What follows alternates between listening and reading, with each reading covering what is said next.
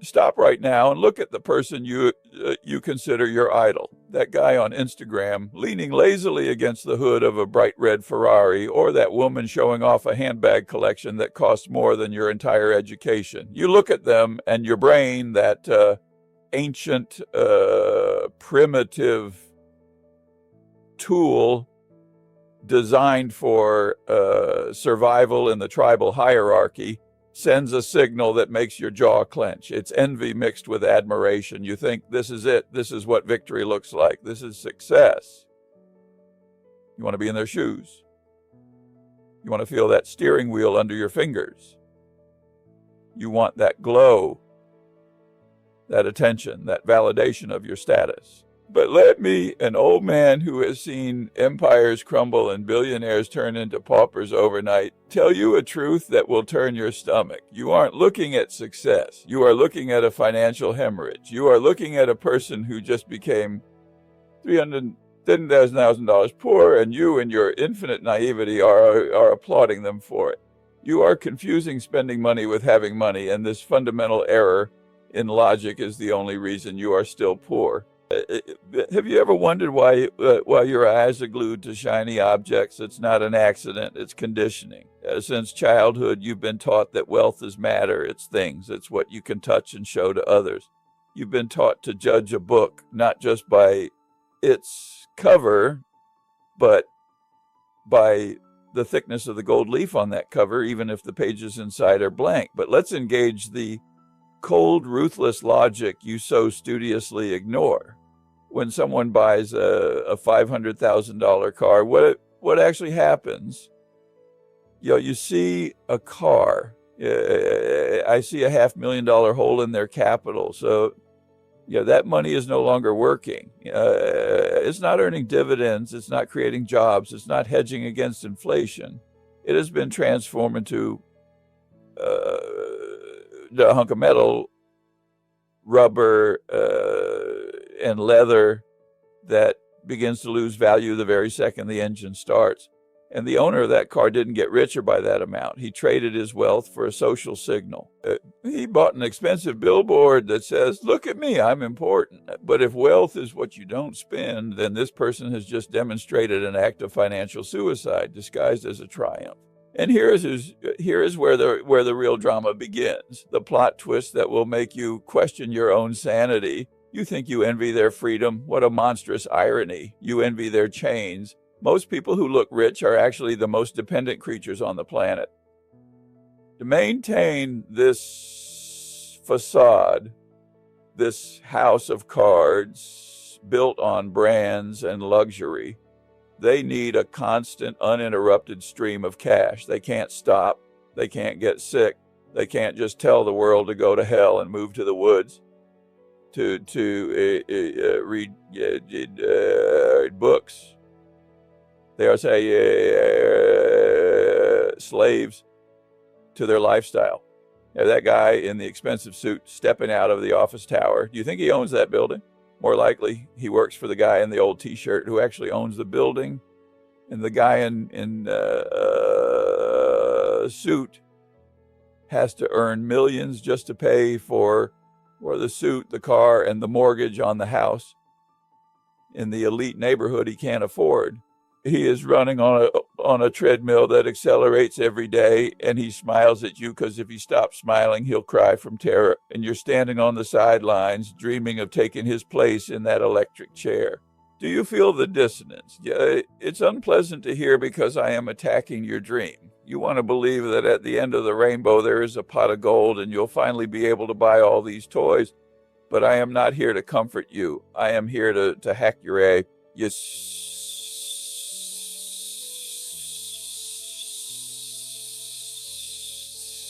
extract the consumer virus. The world is a giant theater where actors play the roles of kings while being in debt to the producers. Do you know what looking rich is? It's the easiest trick in the world. Any idiot with a credit card can look rich for a weekend. Banks will happily give you the money to buy the props because they know that as long as you're playing the rich man, you are becoming their slave. You voluntarily put on golden handcuffs and hand the key to the warden. But real wealth is what you don't see. It is invisible matter. It is the money that was not turned into a watch. It is the money that was not turned into a first-class flight for social media photo. It is assets. It is the numbers in an account that grow in silence while the owner sleeps. You pass by truly wealthy people every day and don't even turn your head. You don't notice them because they aren't signaling to you. They wear simple clothes, drive reliable but boring cars, and live in houses they bought 20 years ago. Why? Because they don't give a damn about your opinion. Their self-esteem doesn't depend on the tag on their jacket. They know the secret you're missing. Wealth is not the ability to buy things. Wealth is the ability to control your time. It is the ability to say no. It is the ability to disappear.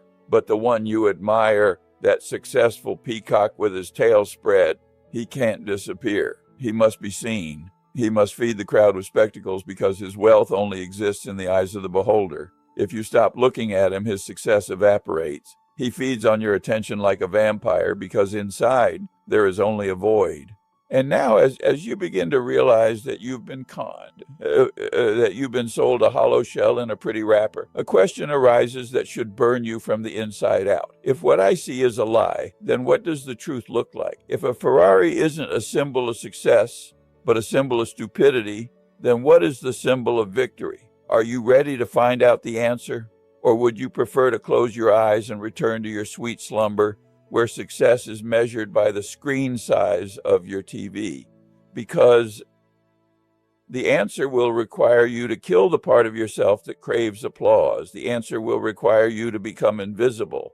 The answer will require you to understand the difference between being and seeming, and that difference is an abyss into which millions fall trying to leap across it on rented wings. You are standing on the edge of that abyss right now. One step and you are in the illusion. Another step and you are in reality.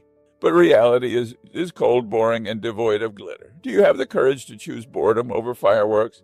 Let's perform an autopsy on this malignant tumor you mistakenly call the good life. And I promise the smell that hits your nose will make you lose your appetite for glossy magazines and Instagram feeds forever. You look at these people, the top managers in $5,000 suits, the influencers on private jets, the sports stars with chains as thick as a finger, and you think they've won the life lottery. But you're only seeing the facade of a building whose foundation rotted away long ago, held up only by pinky promises and credit struts.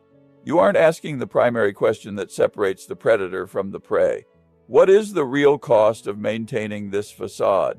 You think a high income makes you rich? That is the most dangerous, sweetest lie you've ever been fed to keep you peddling. You can earn $1 million a year and be an absolute hopeless bankrupt. How? Simple, my young friend. Just spend $1,001,001. Most of those you envy to the point of teeth grinding live exactly like that. They are one mistake, one firing, one prolonged illness away from a total, irreversible financial catastrophe.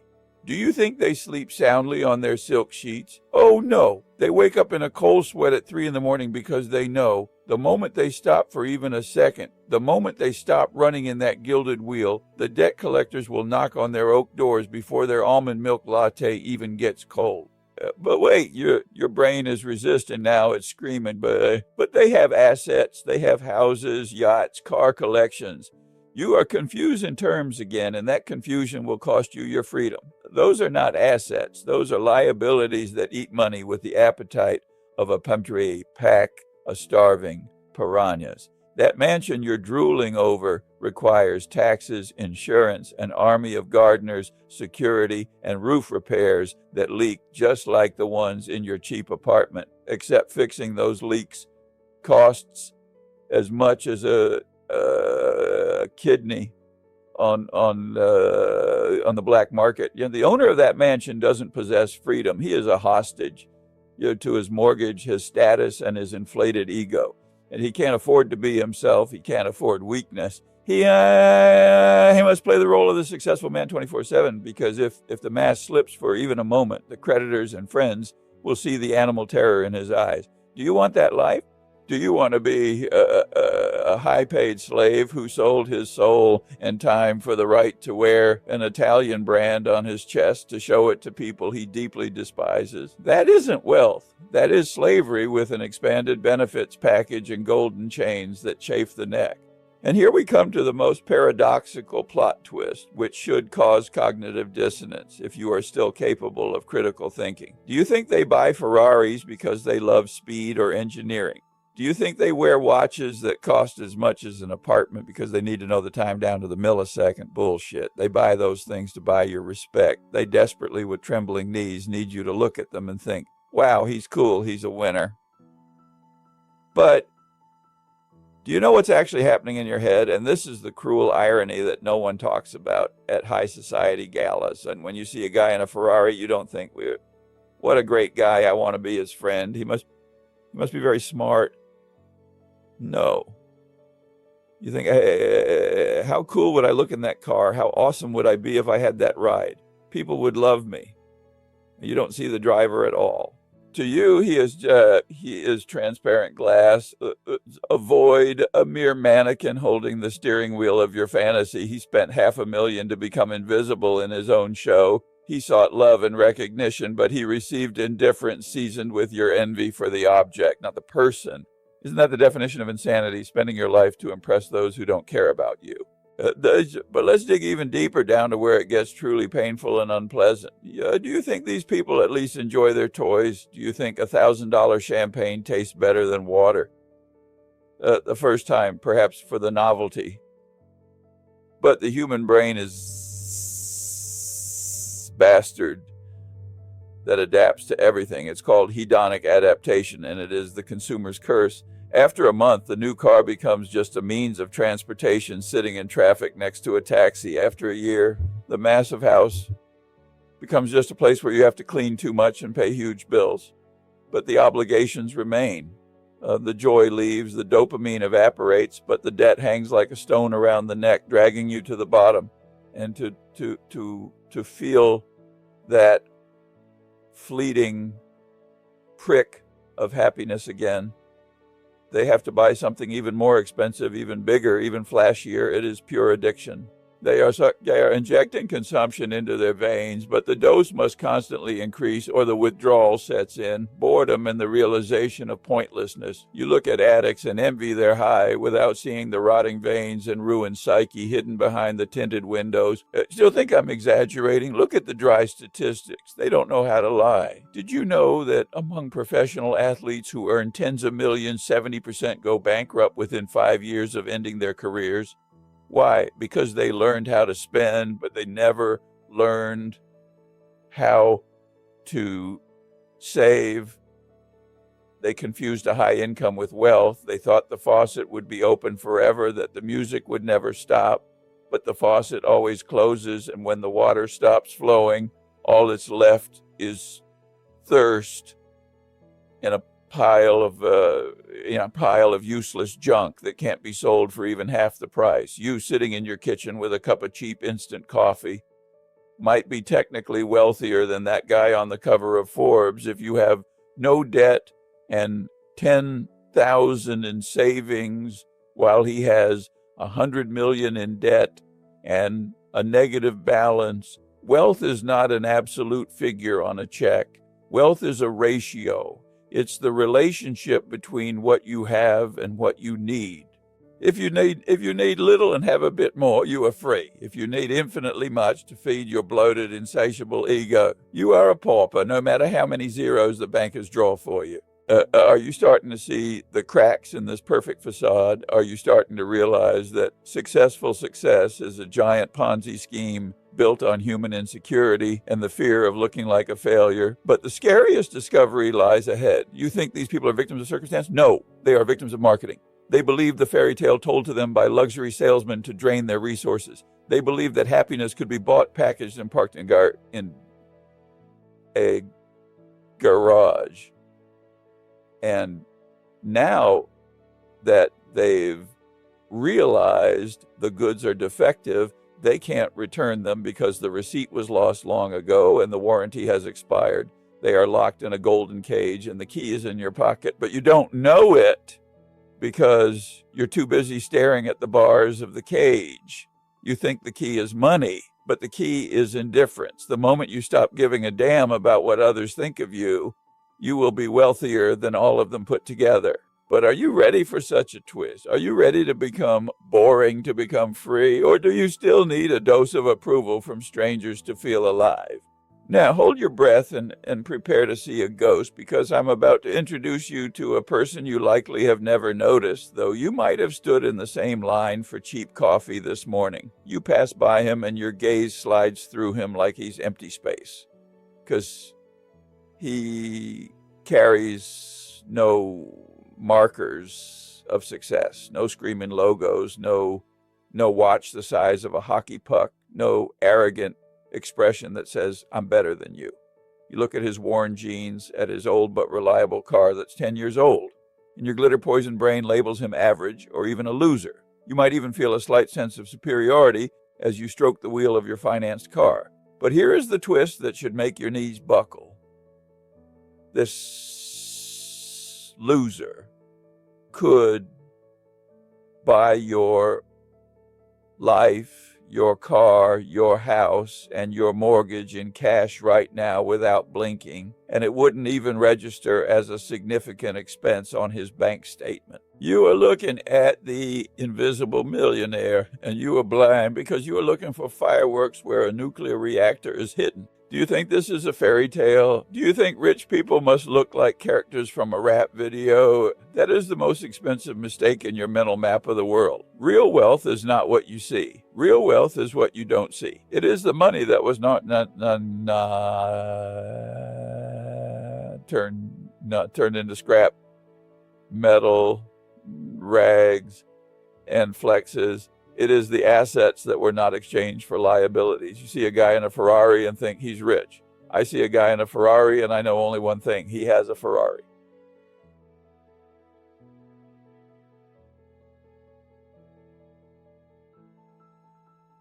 While your successful neighbor in the new BMW wakes up in a cold sweat thinking his boss might fire him and the house of cards will collapse, the invisible millionaire sleeps like a baby. Why? Because he has what we call fuck you money. It's not just a sum in an account. It is a state of being where you can look any person, any problem, any corporation in the eye and say, yeah, go to hell. He doesn't need to smile at people he dislikes. He doesn't need to laugh at the boss's jokes. He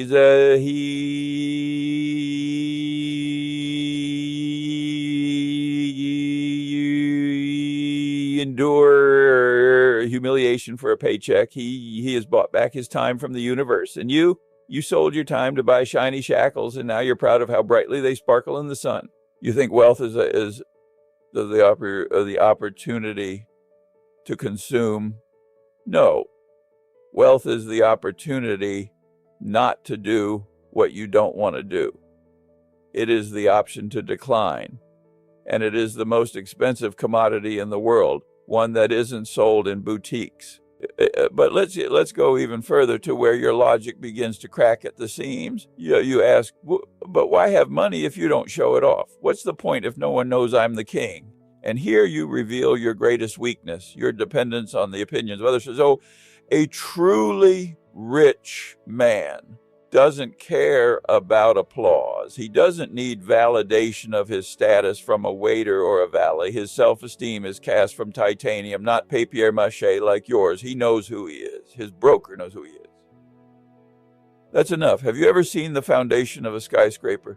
It's hidden deep underground, in the mud and the dark. No one sees it. People admire the spire, the glass facades, the lights, but remove the foundation, and all that glittering beauty collapses in a second. Real wealth is the foundation. It's boring stocks, it's land, it's bonds, it's businesses that produce toilet paper or bricks. It's not sexy. It won't get likes on Instagram. But it's what holds the building up when the earthquake starts. And your facade, it's pretty, but behind it is only emptiness and drywall. Do you feel your perception changing? Are you starting to look at the people around you differently? That quiet guy in the corner of the cafe reading a book and drinking plain tea? Maybe he owns the chain of those cafes. And that loud type at the next table screaming into his phone about $1,000,000 deals and adjusting his gold watch. Maybe he's just trying to plug a hole in his budget to pay for the rental on that watch. The world is a kingdom of funhouse mirrors. Those who have, stay silent. Those who don't, scream. Noise is a sign of poverty. Silence is the sound of capital. Money loves silence. It breeds in the dark and the quiet, not under the spotlights. When you spend money for show, you interrupt that breeding process. You are killing the soldiers who could have conquered the world for you, just to throw a parade for one day. But here's the question that should blow your mind right now. If you understand this, if you see the logic, why can't you stop? Why, when you get a bonus, do you run to the store instead of the broker? Why do you choose to look rich knowing it makes you poor? You think it's just a habit? No. It's a trap hardwired into your biology. You are afraid to become invisible. You fear that if you stop broadcasting success, you'll be crossed out of the tribe. You fear disappearing. The invisible millionaire stepped over that fear. He realized that being the gray eminence is far safer and more profitable than being the king on stage at whom everyone throws tomatoes or aims a gun. He chose to be the puppeteer, not the puppet.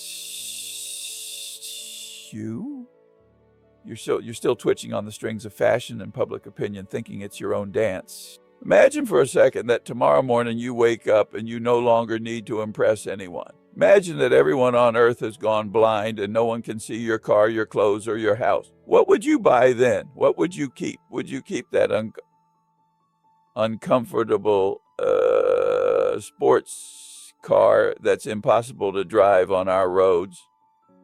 Would you keep that massive house where echoes wander through empty rooms? Or would you choose comfort, reliability, and security?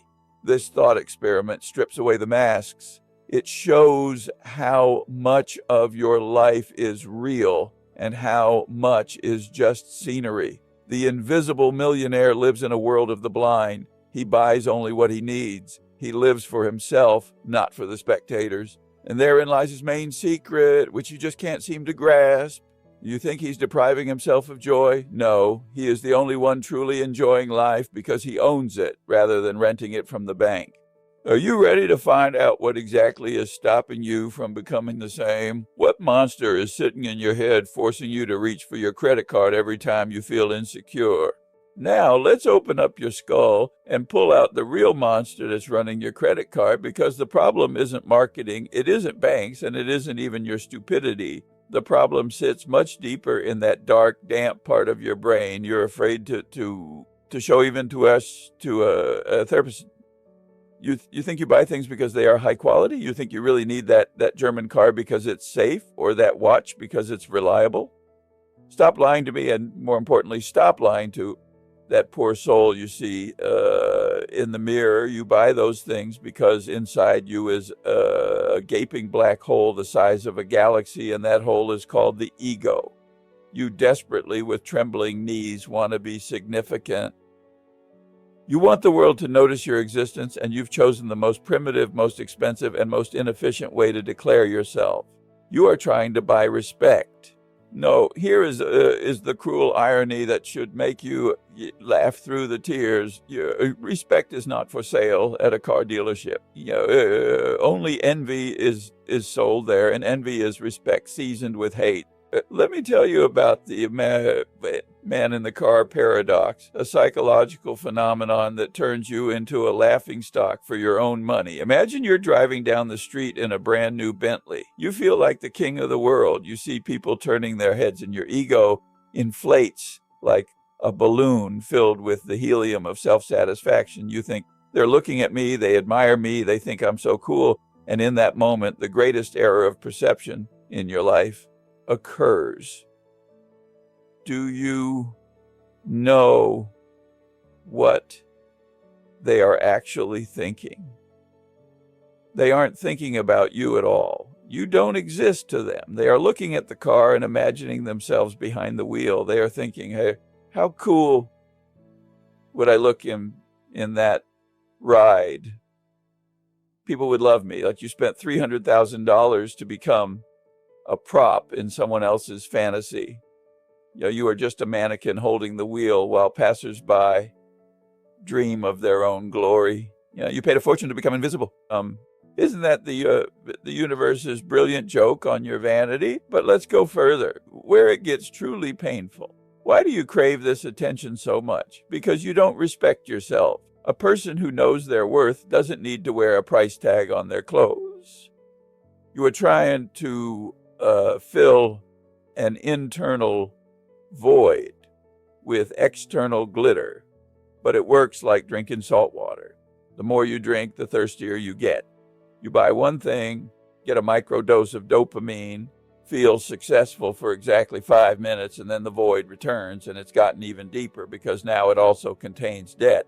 The ego is a financial vampire. It will never be satisfied. You could feed it all the money in the world, and it would ask for more. You think that when you buy that house on the hill, you'll finally calm down. No.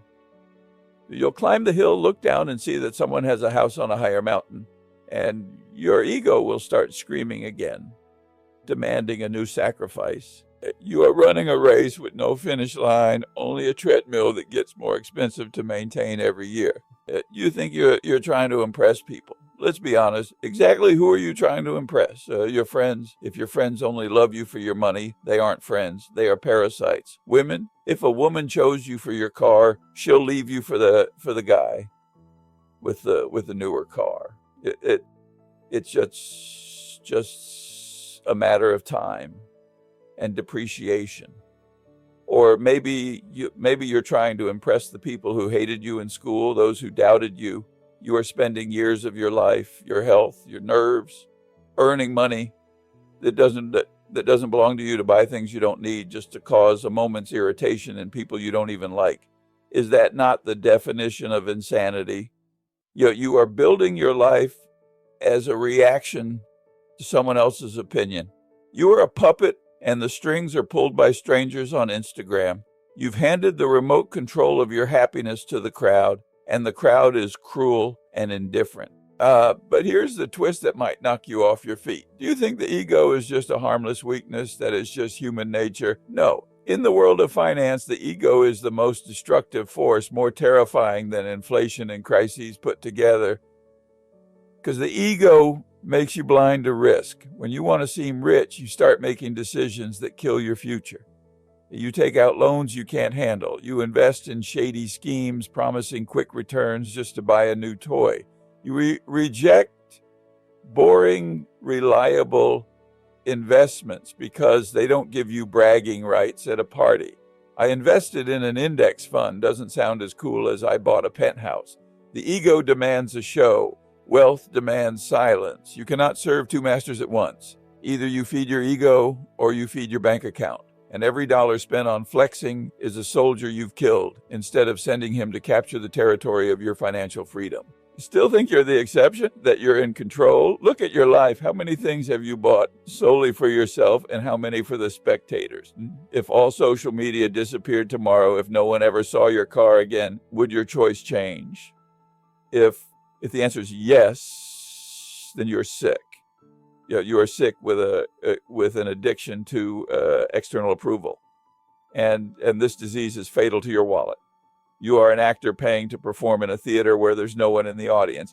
You play the role of the rich man, but backstage you're eating instant noodles and trembling with fear over the electricity bill. You've created a Potemkin village facade, but you aren't living in a palace. You're living in a cardboard set that will collapse at the first gust of reality.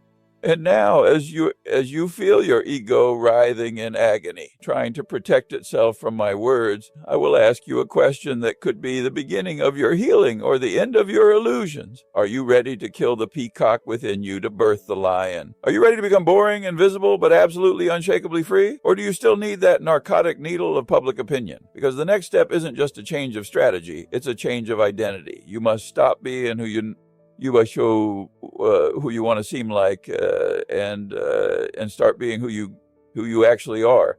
No, to do that, you'll have to walk through the valley of humiliation when you trade the Ferrari for a Toyota and your pseudo friends begin to whisper that you are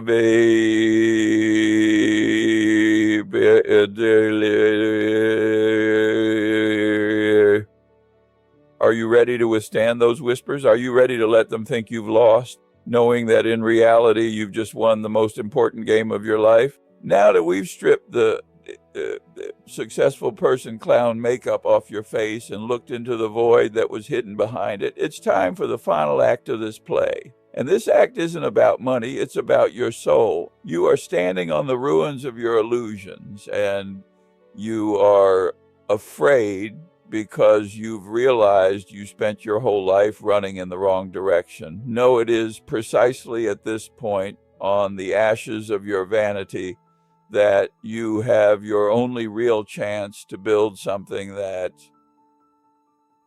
it won't be blown away by the first wind of a crisis.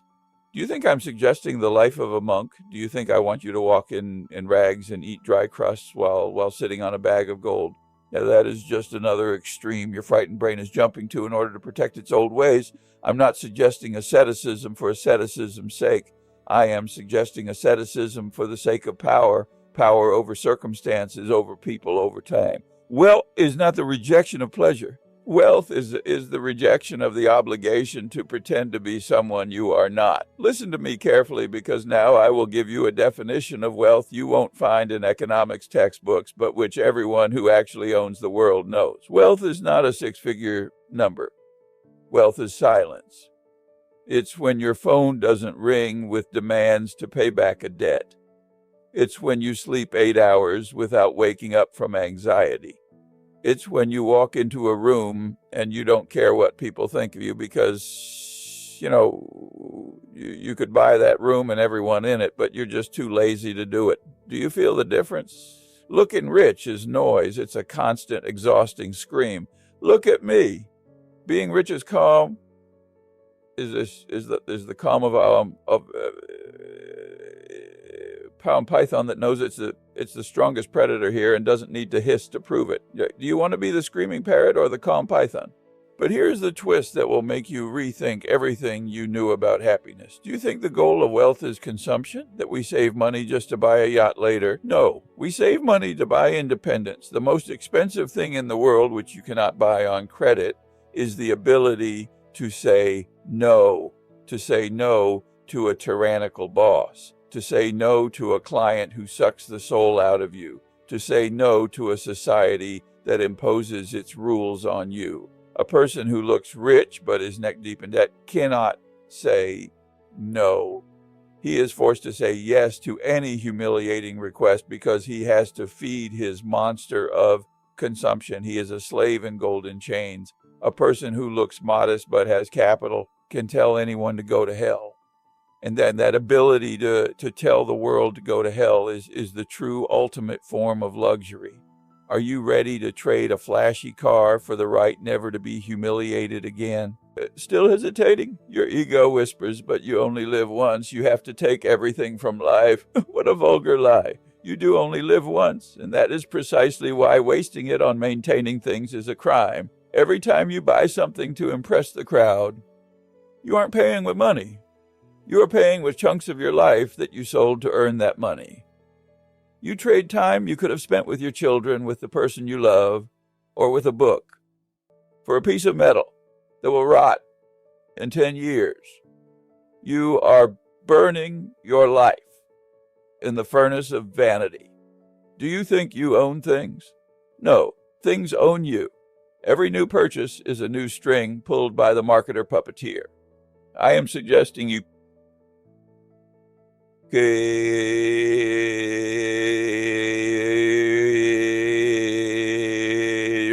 strings. I am suggesting you become the owner of your life, not the tenant of your image. Imagine two parallel universes for a second. In one, you are an Instagram star, you drive the latest model sports car, wear a watch that costs as much as an apartment, and dine in restaurants where a salad costs as much as a kidney. Everyone envies you, but inside, you're a taut wire. You know that if the market drops, if you get sick, if luck turns away, you're dead. You are living on a volcano. In the second universe, you are invisible. You drive a reliable Toyota, live in a normal house, wear jeans. No one envies you. No one notices you. But in your account sits a sum that allows you not to work for the rest of your days.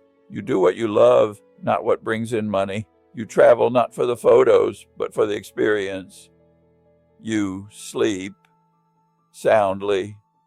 Which universe will you choose? Most will choose the first because they are addicts of external approval.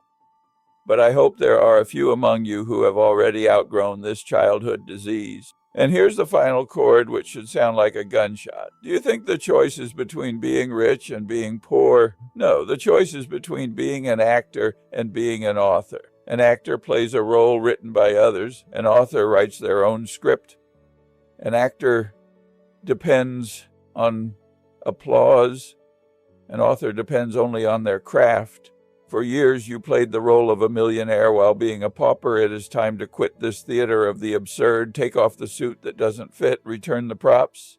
Walk out into the street naked but real and start building your foundation. Stone by stone, dollar by dollar, stock by stock. It will be boring. It will be slow. No one will clap for you. But one day, you will wake up and realize that the wall you built protects you from any storm. And in that moment, you will feel something that no owner of a financed Ferrari has ever felt. You will feel immortal. We have reached the line where words end and actions begin. I have nothing more to give you. I've given you the map. I've given you the compass. I've shown you where the mines are buried. From here, you walk alone. You can close this video and go buy another iPhone on credit to prove to your colleagues that you're on trend. Or you can close this video, unsubscribe from all the fake gurus, sell the useless junk, and invest your first $100 in your freedom. The choice is yours. But remember, you can no longer say, I didn't know, now you know. And if you choose the path of the clown, it will be your conscious choice. I want to know who among you is ready to stop playing and start living. Who among you is ready to kill the peacock to become the lion? Don't write me long stories. Don't write excuses. Write only one word that will become your vow to yourself. Write facade if it is more important for you to seem successful and you are ready to pay for it with your freedom. Or write foundation if you choose the path of invisible wealth, silence, and absolute power over your destiny. I will be reading and I will know who among you is an adult and who is just an aging child. The clock is ticking. Decide.